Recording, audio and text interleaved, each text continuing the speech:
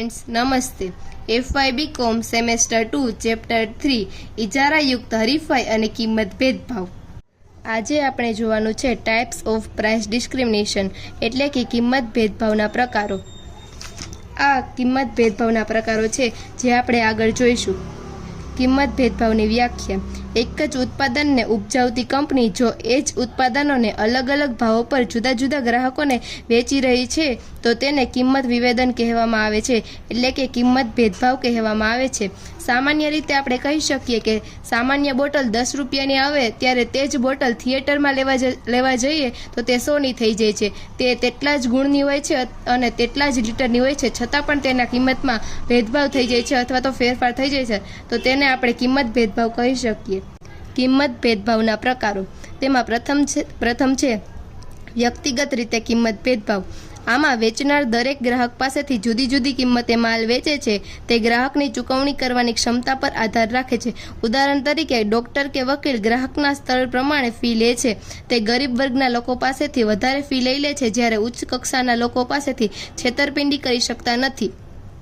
ત્યારબાદ બીજો પ્રકાર આવે છે સ્થળાનુસાર કિંમત ભેદભાવ। આમાં વેચનાર વિવિધ જગ્યાએ એક જ વસ્તુ માટે અલગ અલગ ભાવ વસૂલ કરે છે। ઉદાહરણ તરીકે શહેરમાં જે વસ્તુ 100 રૂપિયામાં મળે છે તે જ ગ્રામ્ય વિસ્તારમાં 90 રૂપિયામાં મળે છે। અને બીજું ઉદાહરણ જોઈએ તો આમાં બાકી દુકાનોની સરખામણીમાં એરપોર્ટ પર ખાવાની વસ્તુ અથવા તો કોઈ લક્ઝરી બ્રાન્ડની વસ્તુ મોંઘી મળે છે જે બાકી દુકાનોની સરખામણીમાં। ત્યારબાદ ત્રીજો પ્રકાર છે વપરાશ દીઠ કિંમત ભેદભાવ। આમાં ભાવ ઉપયોગ કે વપરાશના સ્તર પર આધાર રાખે છે। વધુ વપરાશ કરતા ગ્રાહકો માટે અલગ ભાવ હોય છે।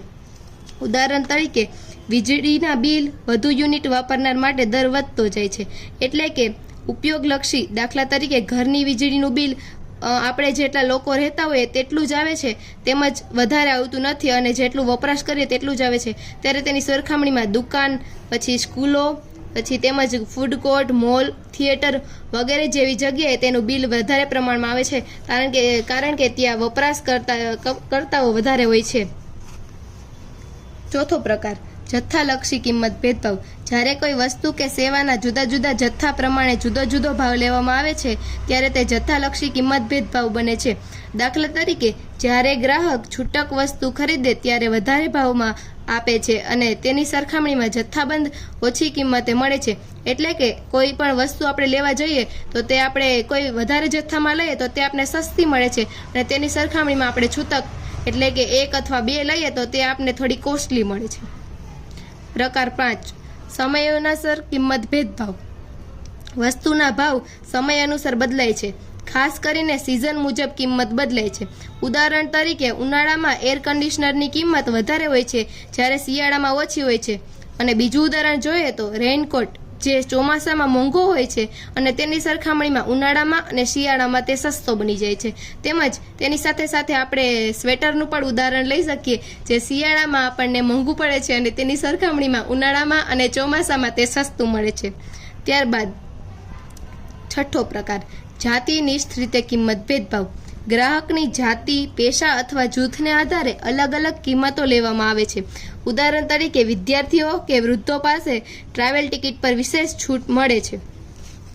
તેમજ મનોરંજનની બાબતો જેવી કે થિયેટર, સર્કસ તેમજ ફરવાલાયક સ્થળો પર પણ રાહત મળે છે। આપણે ઉદાહરણ લઈએ તો ગુજરાતમાં સ્ટેચ્યુ ઓફ યુનિટી પર બાળકો અને સિટીઝન્સ માટે ઓછી ફી મળે છે, એટલે કે સિનિયર સિટીઝન્સને ડિસ્કાઉન્ટ મળે છે। ત્યારબાદ પ્રકાર નંબર 7 બ્રાન્ડનિષ્ઠ કિંમત ભેદભાવ। બ્રાન્ડના આધારે એક જ પ્રકારની વસ્તુ માટે અલગ અલગ ભાવ લેવામાં આવે છે। ઉદાહરણ તરીકે એક જ પ્રકારનું બિસ્કિટ સ્થાનિક બ્રાન્ડ અને લોકપ્રિય બ્રાન્ડમાં ભાવમાં તફાવત હોય છે। અથવા તો બીજું ઉદાહરણ જોઈએ તો ઝારા અને H&M જેવી મોટી બ્રાન્ડના કપડાં કોસ્ટલી હોય છે, જ્યારે તેની સરખામણીમાં રિટેલર્સ પાસેથી સસ્તા ભાવે આપણે કપડાં લઈ શકીએ છીએ, જે કિંમત ભેદભાવનું ખૂબ જ મોટા ઉદાહરણ છે। અને આ કિંમત ભેદભાવના પ્રકારો છે। Thank you.